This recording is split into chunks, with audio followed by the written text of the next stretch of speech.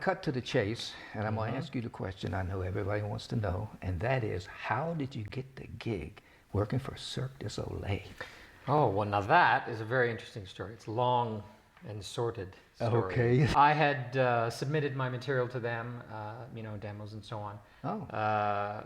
And I got called, I remember getting called for one audition. It was a short audition, nothing really came of that. I remember doing a second audition, which was quite a funny audition, actually. That was for Zumanity. I never did get the gig. Yeah, okay. But I remember going in there, and it was upright and electric, and, you know, bass. And so we did 30 minutes of playing tunes, tracks that they had, you know, different things. Yes. No reading. They're not interested in chart reading. You know, wow, really? Their whole thing is very organic, and they, you know, they're not looking for necessarily, you know, for strong sight readers. They're looking for strong, you know, creative musicians, which is an interesting approach. You know? I have my upright, my electric, and fretless, and fretted, and whatever, and doing all the different tracks. And they said, "Great." I said, "Thanks." So they said, "Okay, now put the bass down." Okay. I said, "Okay, what are we gonna do now?" Yeah. She said, "Okay, do you see the camera?" And I said, "Which camera?" They said, "That camera." I said, "Do you see that camera?" Yeah. And I said, "Yeah, I see it." She said, "All right, we're gonna have someone stand behind, and we want you to make love to the camera."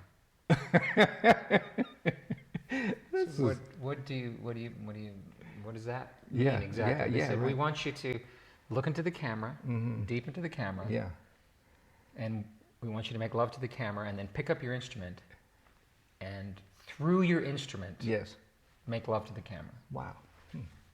Interesting. So I said, "Well, all right." So I played a couple. You know, I looked in the camera, played a couple of riffs. Looked, you know, I'm not an actor, so I did my best. It was slightly embarrassing to say the least, but that's what they wanted, so I did it. And I said, "Yeah, could you have a girl instead stand behind the camera, at least just so I can have some point." And I never did get the gig. So I was like, all that effort, you know, and I didn't get the gig. You know, it was crazy. That's so funny, man. And then I ended up getting the gig at Le Rêve, which is not a Cirque show. Right. And that was at the beginning of that show, during what they call the creation period. Similar to Cirque in its concept and its approach, but it's not a Cirque du Soleil show. Right. So I was bass player on that gig. Yes. For 4 years, and then I got a call to look at Zumanity again. Yeah. For band leader. Didn't do that. A couple months later, the O position came up for the bass player band leader position, which happens to be a bass player band leader position, or at least it was. Yes. And I got that. You know, we all have different gifts. What do you think it is about you?